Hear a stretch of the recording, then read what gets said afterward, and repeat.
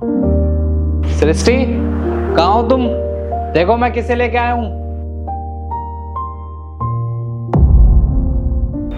राहुल, कौन है ये? अरे तुमने तो कहा था कि तुम्हें घर के लिए नौकर की जरूरत है, तो इसलिए नौकर को लेके आया हूँ मैं। अच्छा, नौकर लेके आए हो? चलो अच्छा है। मैं भी ना बहुत टाइम से नौकर ढूंढ रही थी, लेकिन मुझे कोई नौकर मिल ही नहीं रहा था। अब तुम्हें मिल गया ना, बहुत अच्छी बात है। वैसे एक बात बताओ, इसने अपना मुंह क्यों ढक रखा है? अरे इन लोगों में होता है, ये ना अपना फेस ढक के ही रखते हैं, पर काम बहुत अच्छा करते हैं। साफ सफाई भी बहुत अच्छे से करेंगे और बोल रहे थे खाना भी बहुत अच्छा बनाना जानते हैं। अच्छा, काम आता है इन्हें। अब तुमने ढूंढा है तो अच्छा ही ढूंढा होगा। वैसे एक बात बताइए, आप घर का सारा काम कर लेते हो ना? खाना वाना बनाना आता है आपको? ठीक है राहुल, मैं एक काम करती हूँ, मैंने इन्हें घर का सारा काम समझा देती हूँ। आ जाओ, आपको काम समझा देती हूँ। अरे सुनो, वो मुझे ना तुमसे कुछ पूछना है। वो जब मैं ऑफिस के काम से विदेश गया था, तो तुमने मुझे बोला था कि पापा तीर्थ यात्रा के लिए बाहर गए हैं और उनका ना बस में रोड एक्सीडेंट में उनकी डेथ हो गई थी। पता है तुम्हें, मुझे ना बाहर एक आदमी मिला, हूबहू मेरे पापा जैसा लग रहा था और उसकी आवाज भी उन्हीं से मिल रही थी। तुम्हारा दिमाग खराब हो गया है क्या? पापा जी को मरे हुए पूरे 6 महीने हो गए हैं। अब वो कहाँ से जिंदा हो सकते हैं? हो सकता है कि तुम्हें उनकी कुछ ज्यादा याद आ रही हो, इसलिए तुम्हें किसी और की आवाज में उनकी आवाज सुनाई दे रही हो। लेकिन ऐसा हो नहीं सकता यार, तुम्हें कोई गलतफहमी हुई होगी। वो कहाँ से वापस आ जाएंगे? आवाज भी बिल्कुल उन्हीं की तरह थी। मुझे ऐसा लगा कहीं वो मेरे पापा तो नहीं है। अरे राहुल, तुम ये कैसी बातें कर रहे हो? मैं पापा जी को लेके झूठ क्यों बोलूंगी? और जितने वो तुम्हारे पापा जी है ना, उतने मेरे भी कुछ लगते हैं। अरे वो ससुर थे मेरे। और जितना मैं अपने पापा से प्यार करती थी ना, उससे कई ज्यादा मैं तुम्हारे पापा से प्यार करती थी। तो मैं उनके बारे में ऐसा झूठ क्यों बोलूंगी? तुम्हें मुझ पे यकीन नहीं है क्या? चलो ठीक है, मान लेता हूँ तुम सच बोल रही हो। अंकल जी, एक काम करिए, आप ये कपड़ा हटा दीजिए और जाके किचन में काम कर लो।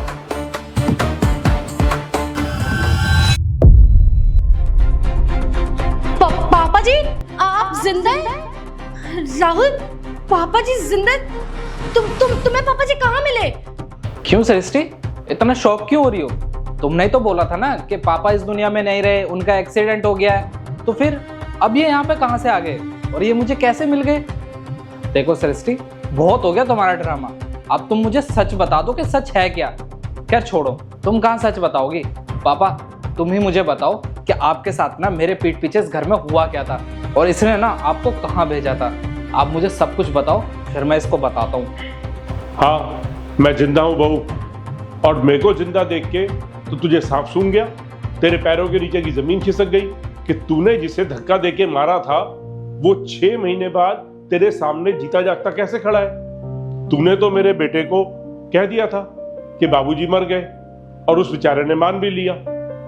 एक बात बता, तुझे जरा सी भी शर्म नहीं आई कि तू मेरे साथ क्या कर रही है? तू मुझे इतना टॉर्चर करती थी, एक दिन में सिर्फ एक बार खाना देती थी। मैं दोबारा मांगता था तो तू बोलती थी खाना नहीं है। घर के सारे काम मैं करता था बेटा, और कभी कभी तो तूने मुझ पे हाथ भी उठाया। मैं तब भी कुछ नहीं बोला कि मैं अगर राहुल को फोन करूंगा तो वो बेचारा विदेश में अकेला है, उस पर क्या बीतेगी। वो काम में ध्यान देगा या मेरा ध्यान रखेगा? और अगर वो काम छोड़ के आएगा तो खर्चा कैसे चलेगा? मैंने सब कुछ सहा बेटा, लेकिन तेरे को बिल्कुल भी शर्म नहीं आई। तूने मुझे इतना तंग किया, लेकिन मैं फिर भी कुछ नहीं बोला। तूने ये सोचा कि मैं अगर यहाँ रहूंगा तो मैं तेरे शौक में रुकावट पैदा करूंगा, तू अपनी इच्छाएं पूरी नहीं कर पाएगी, तू मौज मस्ती नहीं कर पाएगी। लेकिन बेटा, तू ये तो सोचती कि बूढ़ा बाप आखिर इस उम्र में कहाँ जाएगा। हम दोनों एक बाप बेटी की तरह रह सकते थे ना, लेकिन तूने मुझे कभी अपना बाप माना ही नहीं। तूने तो मुझे एक नौकर की तरह ट्रीट किया, मुझसे सारे काम करवाए, जूठे बर्तन मंजवाए, झाड़ू पोछा करवाया, और मैं सब कुछ सहता रहा। किस लिए? सिर्फ इसलिए कि मेरे बेटे को दिक्कत ना हो, मेरा बेटा वहां विदेश में आराम से काम करता रहे। लेकिन आज अब तू बता तेरा क्या होगा। आज मैं तेरे सामने खड़ा हूं, राहुल को भी पता लग गया, और ये बेचारा तो अपने मरे हुए बाप का वृद्धाश्रम में दान देने गया था कि मेरे नाम से कुछ दान दे करके पुण्य कमाए। और दान देने से पहले ही मैं इसको वहां मिल गया और ये हैरान रह गया कि बाबूजी आप तो जिंदा हो, जबकि बहू ने बताया कि आप मर चुके हो। और एक बात, अब मेरी कान खोल के सुन ले, अब तेरे को अपने किए की सजा मिलके रहेगी। तूने हम बाप बेटे को अलग करके जो दुख दिया है ना, अब उस दुख को तू खुद भी भोगेगी। सुन लिया तुमने? आ गई ना सच्चाई तुम्हारे सामने। अरे जब मेरे पापा इस दुनिया में रहे नहीं थे तो ये कहां से आ गए? कितना झूठ बोला ना तुमने, और कितना बहला फुसला के रखा मुझे। अरे कम से कम मुझे सच बता देती कि तुमने पापा को भेज दिया यहाँ से। अरे मैं उनको ढूंढ लेता, मैं मिल लेता।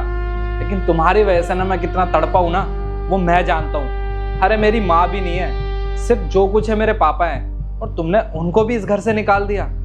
मैं ना तुमने जो ये किया है वो कभी नहीं भूल सकता। अगर इनकी जगह तुम्हारे माँ बाप के साथ में ये करता तो क्या सहन कर पाती तुम? नहीं कर पाती ना। अरे इन्होंने मुझे पाल पोस के बड़ा किया है, इस काबिल बनाया था कि मैं अच्छी जॉब कर सकूं, और जॉब के सिलसिले में मैं बाहर गया था, पर मुझे नहीं पता था कि मेरे पीठ पीछे तुम ये सब चीजें करोगी। खैर, जो तुम्हें करना था वो तुम अब कर चुकी हो। अब ना जो करना है वो मैं करूंगा। अब चुपचाप अपना सामान उठा लो और निकल जाओ यहाँ से, इससे पहले कि मेरे हाथों से कुछ गलत हो जाए। जाओ यहाँ से। नहीं नहीं राहुल, प्लीज मुझे घर से मत निकालो। मैं मानती हूँ मुझसे गलती होगी।